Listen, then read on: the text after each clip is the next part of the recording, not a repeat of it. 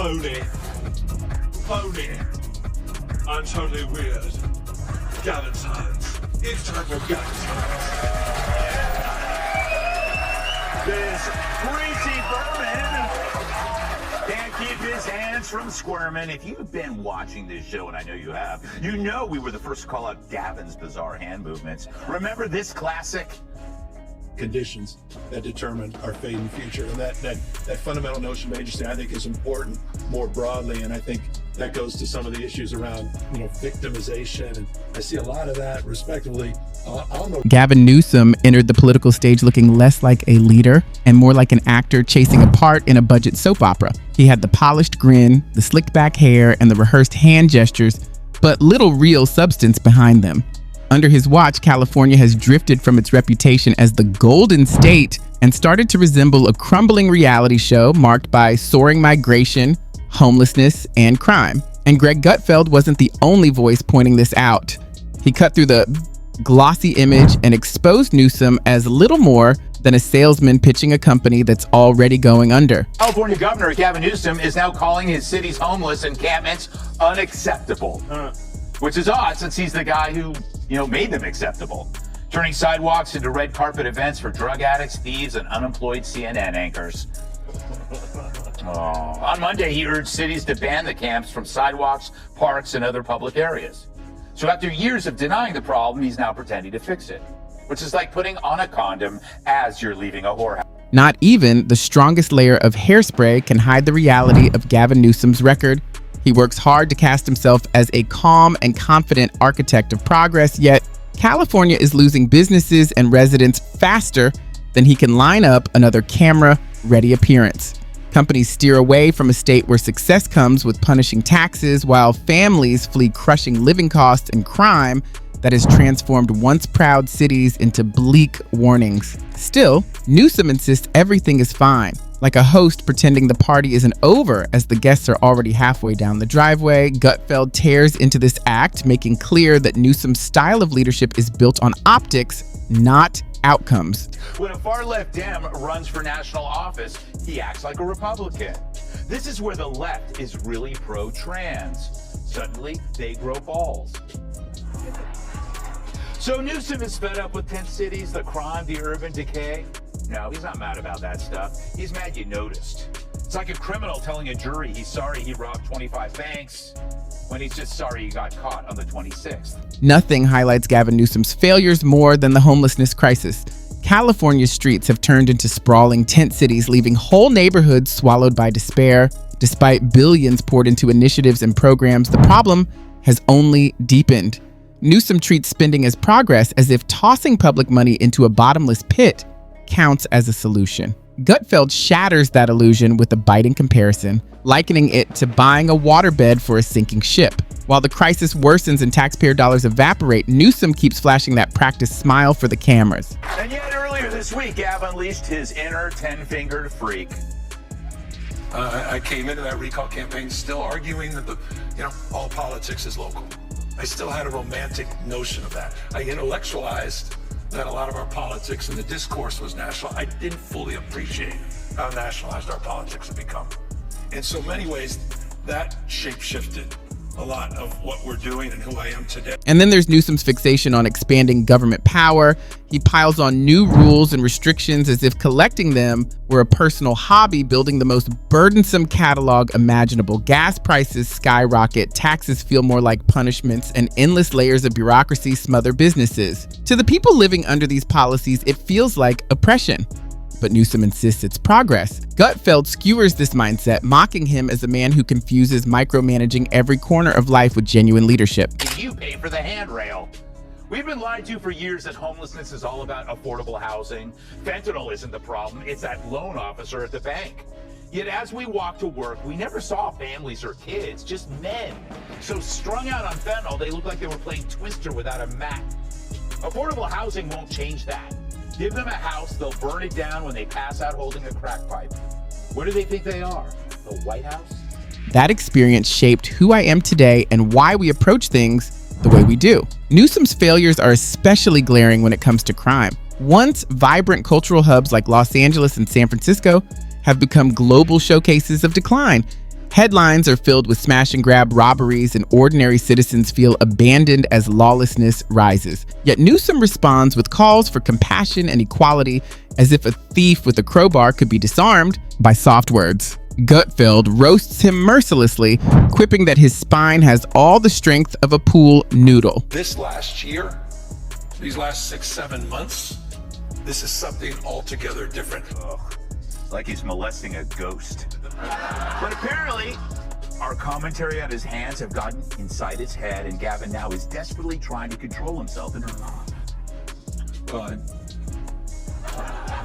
it's a curious question. I made the entire point that crime's an issue and we want to tackle it, and we continue to do more. Newsom's handling of the pandemic sealed his reputation. He imposed some of the harshest restrictions in the country, shuttering businesses, keeping children out of classrooms, and micromanaging daily life. Yet, while Californians struggled, he was caught dining at the upscale French Laundry with lobbyists, mask-free and carefree. It was hypocrisy at its peak, the ruling class exempting itself from the rules it forced on everyone else. Gutfeld digs into this moment to show Newsom as a leader who indulges himself while demanding sacrifice from others. When power outages hit, when companies fled, when costs soared, he pointed fingers at climate change, greedy CEOs, or utilities, anyone but himself. Never once does he admit his policies have fueled the decline. To hammer the point home, Gutfeld ridicules him as the kind of politician who would set the house on fire, then sue the firefighters for not saving it fast enough. Gavin goes full douchebag. Jeff, while J.D. Vance was visiting Disneyland with his family, Gavin Newsom criticized him on X, writing, "Hope you enjoy your family time, J.D. Vance. The families you're tearing apart certainly won't."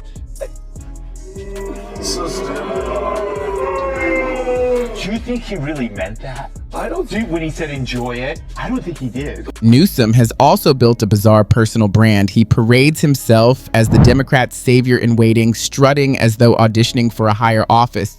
By touring the country, he tries to draw comparisons between himself and President Donald Trump, but the contrast is striking. Trump projects decisiveness and grit, while Newsom radiates smugness and spin. One commands authority, the other mimics a mannequin reciting talking points. Gutfeld seizes on this gap, blasting Newsom's national ambitions as not only unrealistic, but potentially dangerous. The irony is that Newsom sells himself as a visionary leader, promising to build the future when Californians can't even count on him to manage the present. He flashes polished smiles at press conferences, breezes through interviews, and acts as though the chaos engulfing his state is just background noise. If it weren't so destructive, his brand of delusional optimism might almost seem admirable. Instead, Gutfeld tears it apart, showing how Newsom embodies the politician who mistakes vanity for leadership. Gavin Newsom had recently resurfaced that he had dated a 19-year-old when he was 39, had an affair with the wife of a campaign manager, and was addicted to alcohol. Or as Hunter calls it, amateur hour. Let's do a monologue. Los Angeles, a place where your yard is someone else's campground.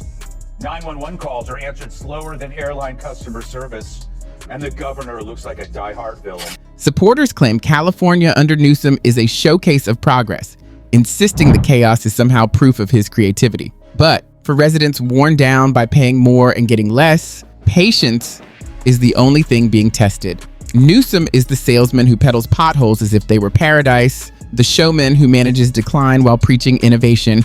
Gutfeld's roast cuts through this illusion, unmasking the slick governor as nothing more than a polished con artist.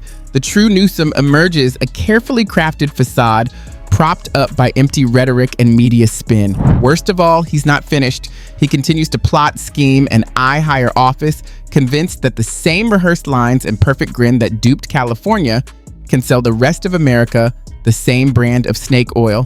Gutfeld leaves no doubt if that day comes, the country had better brace itself, because California's warning could become America's reality. Gavin ponders why Dems lost. We lost. We lost the popular vote and we lost the electoral vote. We got crushed. And we need to be humble about that, and we need to have some grace and we need to understand why. Was it because of the incumbency penalty? Was it because of inflation? Was it because of interest rates? Was it because of immigration? Was it because we were too, quote unquote, woke? Was it because of issues with Israel? Was it all of the above? I think we are going through that forensic. We need to understand at the same time, we also have to push back against the whitewaters and headwinds of the Trump administration. Gavin Newsom's true genius lies in assuming the rest of the country hasn't noticed California's slow motion collapse. He tours other states pitching California values as if that phrase weren't already shorthand for dysfunction. It's like a chef bragging about his cooking while a failing grade hangs in the restaurant window. Newsom insists California is a beacon of progress, yet to everyone else, it looks more like a glowing dumpster fire. Greg Gutfeld skewers this traveling sales pitch, pointing out the obvious truth. People are leaving California in droves, and still, Newsom beams his trademark smile as if a shrinking tax base were worth celebrating. His obsession with optics is what makes him so infuriating. He doesn't solve problems, he manages the photo ops. Wildfires rip through the state, and his first instinct is to stage a press conference in front of the ashes as though standing in the smoke proves leadership. Crime strangles the cities, and his solution is another staged handshake with the police chief for the cameras. So why do I keep bringing up Gavin? Well, other than my respect for his work in American Psycho, he's starting to distance himself from his party's worst ideas. Newsom, a guy who hates fossil fuels but could still bring down the price of gas by wringing out his hair, once proclaimed that his state would be a sanctuary to all who seek it. That people actually came, tons of them, moving faster than a mob of Walgreens shoplifters. In California's cities, homeless encampments rise like a second skyline. Newsom's response isn't to solve the crisis, but to order cosmetic cleanups before major events, ensuring the cameras don't capture the decay. Gutfeld mocks this obsession with stagecraft, portraying Newsom as a man more suited to a film set than a governor's office. Even in routine governance, he turns everything into a vanity project. While Californians grapple with an electrical grid that can't withstand a heat wave, Newsom jets off to other states to attack Republican governors and pours taxpayer money into glossy ads touting California's supposed greatness. On the national stage, he tries to brand himself as the calm alternative to Donald Trump, but the comparison only highlights his weaknesses. Trump seizes attention with forceful action, thrilling his supporters and infuriating his critics. Newsom, by contrast, floats around policy with smug detachment, leaving nearly everyone unmoved. It's no contest. Instead, his example stands as a warning: never confuse slick presentation and flattering lighting with genuine leadership. Kennedy, I think the answer is yes, yes, yes, yes, yes, yes, yes, yes, yes. Is it because of Israel? Yes. Interest rates? Yes. Too woke? Yes. Like every bad policy that trickled up to the White House during the Biden administration started in California. That state is responsible for the worst politicians in modern history, and he's at the top of the list, and there are some ignoramuses on that list. Newsom's obsession with optics seeps into every policy he touches. Take his climate agenda, for example. While Californians endure rolling blackouts and skyrocketing energy bills, he boasts about the state's leadership in renewable energy. He pushes to ban gas-powered cars even as the electric grid struggles to keep the lights on. Gutfeld ridicules the absurdity, noting that Newsom wants everyone in a Tesla while ensuring there's no power to charge them. It's progress in name only, like running on a treadmill and calling it travel. The same dynamic plays out in education. Parents, desperate for better opportunities, are pulling their kids out of crumbling public schools. Yet, Newsom's response is to pile on more bureaucracy and empower unions. Gutfeld distills the formula perfectly. Reward insiders, ignore outcomes, and plaster on a smile after failure. Even his personal scandals reveal this pattern. The infamous French laundry dinner wasn't just hypocrisy, it was elitism on full display. Ordinary Californians were ordered to mask up, stay home, cancel gatherings, and shut their businesses, while Newsom enjoyed fine dining with the state's power brokers. Newsom was sipping wine with lobbyists at one of the nation's most exclusive restaurants, maskless and carefree. It wasn't just a lapse in judgment, it revealed his mindset. Ordinary people are expected to obey the rules, while privilege and luxury remain reserved for him. Gutfeld seizes on this moment to show that Newsom isn't merely out of touch, he openly disregards the struggles of those under his authority. And it gets worse, Newsom still sees himself as destined for the presidency. He's not just floating trial balloons or casually testing the waters, he's actively positioning himself as the rightful heir to the Democratic Party. Greg Gutfeld's critique of Gavin Newsom operates on two levels: satire and warning, and it is in the overlap between these modes that the sharpest analysis emerges. On the surface, the roast is entertainment, mocking the governor's reliance on charm, photo ops, and political theater in the absence of measurable progress. Yet beneath the comedy is a sobering caution about what happens when style is mistaken for substance. California, under Newsom's watch, becomes the test case, a state once hailed as a symbol of prosperity and innovation, now associated with homelessness, crime, and mass outmigration. When Gutfeld describes Newsom smiling through crises, he is not merely lampooning a politician's vanity, but exposing the danger of governance reduced to performance. Applause at rallies or glowing headlines are treated as validation, when in reality, they function more like background noise masking public discontent. This disconnect between perception and reality is the central thread. Newsom envisions himself as a future president, while critics see him as the embodiment of political decay. Gutfeld's framing thus suggests that Newsom's ambitions are not just personal, but symptomatic of a broader cultural problem: the triumph of optics over outcomes. If the California model were to be exported nationally, the argument goes, America could face the same dysfunctions on a grander scale: energy instability, unaffordable living, and a hollowed-out civic life disguised by glossy rhetoric. By turning Newsom into a caricature of failed leadership, Gutfeld highlights the stakes of confusing charisma with competence. The roast is therefore more than ridicule. It is a reminder that leadership requires depth, accountability, and results, not rehearsed smiles and curated sound bites. In the end, the danger is not just that Newsom seeks higher office, but that a weary public might mistake his performance for promise.